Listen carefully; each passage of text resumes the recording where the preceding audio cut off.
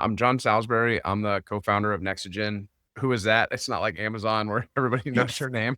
And my business and partner and I, we put $500 in each. And we built we were so young, 22, 23, and we were like, let's try to we realized that processors were whoever had the most processors and the most amount of compute would win. And the amount of processor that was actually being utilized versus what was how much was available was incredible. And they would say, "You kids are not even you're doing really cool stuff, but you're not even like ready for General Electric." The name Nexigen is built off a Latin word, which we thought was really important to have a really good name.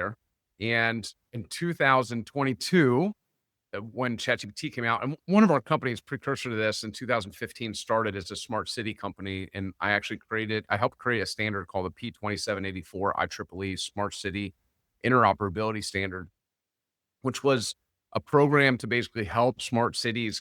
You got to get rid of your ego. Like your ego is just getting in your way. What is happening? Am I actually listening to my customer? What are they telling me? Am I hearing the same thing over and over?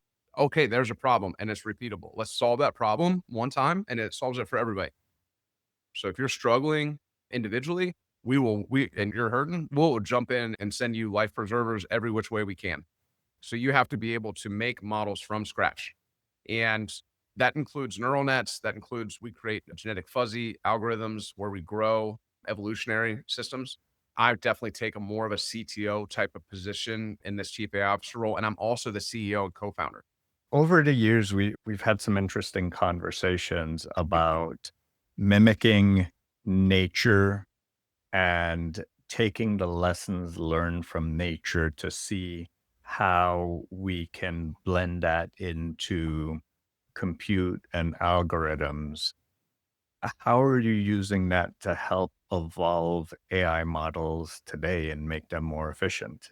It's so cool. You could pull a boat up to the side of the United States and release 500 drones with like major tactical munitions. You find cracks and then you can sneak through the cracks because the math doesn't fit together properly. Because So if you they have to be really efficient to be able to run A, low energy, and B, make split-second decisions, like as a swarm, one drone versus the whole swarm. you can basically inject jailbreaking, you could take over the mind. Now that mind becomes yours, that AI Excel sheet's yours.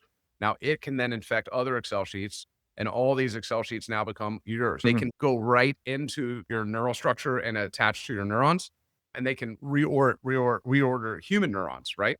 But think about that in a way where you're actually enslaving the human.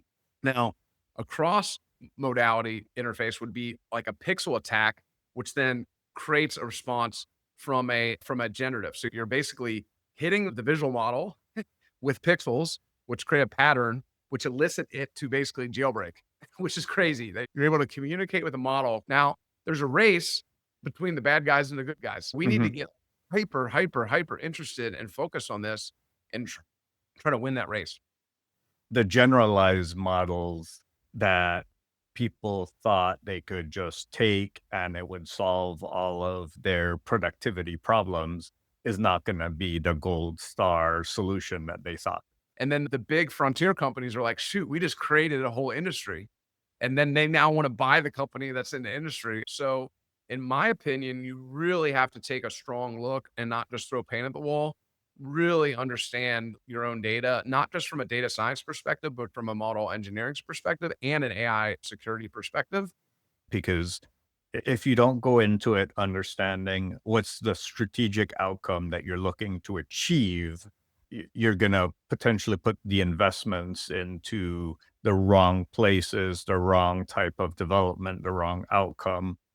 If I'm saving 20 million a year, create me a KPI that shows me that we're saving $20 million a year and how you would measure that. But in order for me to know that process is working, I care about three main things. Now, there's more things you should care about. But these three are big. One is accuracy.